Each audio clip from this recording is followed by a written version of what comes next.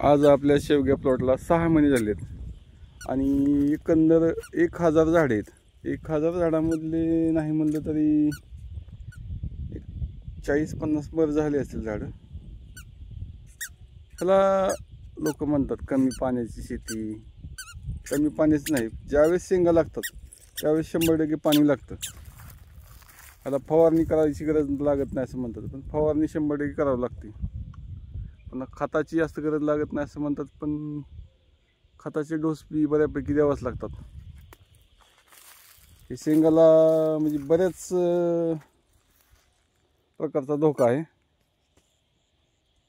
फुल स्टेजमध्ये, फ्लावरिंगच्या स्टेजमध्ये खूप धोका आहे. तुम्ही योग्य मार्गदर्शन करून शेती शेवग्याची केली तर चांगलीच आहे. असे फ्लावरिंग स्टेजमध्ये आहे. त्याला माव्याचा रोग होतो. एकंदर माव्यासाठी बी तुम्ही योग्य असं फवारणी करणं गरजेचं आहे. अमावस्या आणि पौर्णिमेला 100% फवारणी करणे गरजेचे आहे. ह्याला खोडआळीचा एक खूप मोठा प्रॉब्लेम आहे. खोडआळी जर लागली आणि जर तुम्ही त्याला वेळेत जर त्याला उपाययोजना नाही केली, तुमचा अख्खा प्लॉट जागेवर बसू शकतो. की मीही नवीनच ह्या शेवग्याच्या शेतीमध्ये आहे आणि सगळ्या गोष्टी केलेल्या आहेत. म्हणजे अशी कुठलीच गोष्ट केली नाही अशी नाही, पण लगेच त्यावर काही आजार म्हणजे दिसल्या, अटॅक दिसल्या एखाद्या बुरशीचा किंवा कशाचा अळीचा, फवारणी घेतलेली. त्यामध्ये पाहू शकता आपण खोडआळी लागली होती. ह्याला आपण पेट्रोल आणि इंजेक्शनच्या साह्यानं ह्याच्यामध्ये इंजेक्शन दिलं होतं आणि मातीचा ढिगारा लावला होता, म्हणजे वरून चिखल करून लावला होता. पण ते झाड कव्हर झालं. आता हे 15 दिवसाखाली झालं असे. आणि ह्याच्यासाठी आपण मधमाशी येण्यासाठी आपण ऊसाचा जो पाक असतो, पाक किंवा आपला गुळाचं पाणी करून कपडे असे भिजवून लावले होते. पण लावले आणि 1-2-3 दिवस 4 दिवस असं माशा चांगल्या प्रकारात आल्या बरं का आपल्या शेतात. काय झालं, नंतर बुरशीचा अमावस्या आली, बुरशी आणि कीटकनाशकची फवारणी झाली. तर आता सध्या प्लॉटमध्ये एकंदर मला आत्ता तर काल अजून मी केले ताक आणि गुळाची फवारणी. त्यात थोडे इलायची टाकली. त्यानं काय फरक पडेल ते पडेल, पण आजपर्यंत काय अजून दिसलेलं नाही. मध्ये खूप चांगल्या मधमाशाचं आपल्याकडे आगमन झालं होतं. एकंदर प्लॉट चांगला आहे, पण अटॅक भरपूर आहे त्याला. असं म्हणजे सहजासहजी नाही, त्याला फवारणी घ्यावंच लागते. बुरशीचा रोग येतोच. पाण्याचं नियोजन मी आता ऑनलाईन ही केलं होतं. हे लाल, आता ही बघा, हे तुम्ही पाहू शकता अख्खं ह्याच्यामध्ये दिसतंय का तुम्हाला? हवा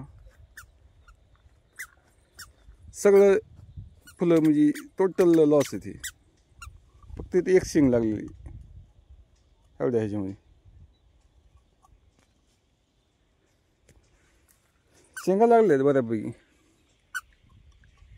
हॅलो, हाय,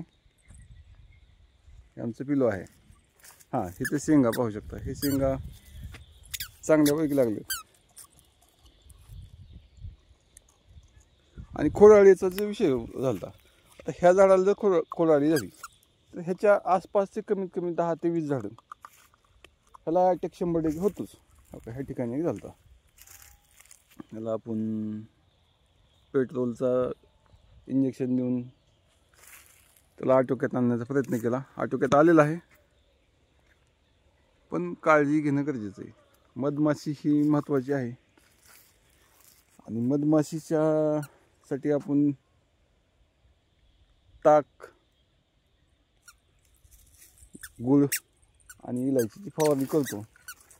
पण तेवढ्यात बुरशी किंवा दुसरा काही जर अटॅक झाला ह्याच्यावर, तर ती फवारणी केली तर मधमाशीचं आगमन कमी होतं. म्हणजे मधमाशी प्लॉटमध्ये राहत नाही जास्त. सगळे प्लॉट मध्ये झाडं चांगले आहेत. फुलाची संख्या जास्त आहे सध्याच्या कंडिशनमध्ये. एकदम म्हणजे पण शेंगा जशा लागायला पाहिजे होत्या तशा अजून लागलेले नाहीत. त्याला आपण 0050 05234 चे डोस दिले आणि मिलान्स बी दिलेला आहे. हे बिलो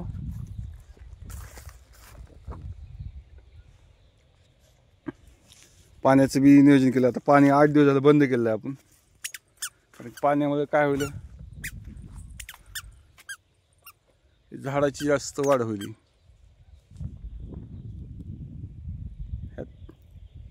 आतमध्ये कांदा बी होता, कांदा बी आपले बऱ्यापैकी चांगला झालेला आहे. फक्त योग्य नियोजन पाहिजे शेवग्याला. आता इथं साईडला आपल्या बाजूला कोंबडी खात आहे. कोंबड्याचा प्लॉट आहे 15,000 कोंबड्याचा. ते आपण एक देणार एक कांदा निघून गेला की. चालतंय, धन्यवाद. कमेंट करून सांगा की कुठल्या आपल्या प्लॉटमध्ये अडचणी येत आहेत व आपण बी त्या अडचणीवर काय कुठल्या प्रकारे उपाययोजना केलेली आहे किंवा काय उपाययोजना करण्यासाठी आपल्याला काय अडचण येत आहे का ते तुम्ही बी सांगू शकता. प्लॉट एकंदर छान आहे आणि ही कळंब तालुक्यातील प्लॉट आहे. विशेष म्हणजे धाराशिव जिल्ह्यामध्ये कळंब तालुका आहे. त्या ठिकाणी मी शेती केली आहे 1 एकरमध्ये.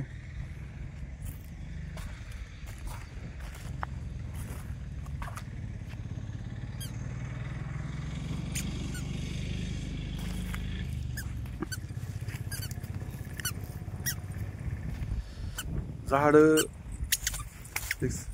90% झाडं फ्लॉवरिंगमध्ये आहेत. 10% झाडं शेंगा आता सेटिंग होत आहे. चला, धन्यवाद.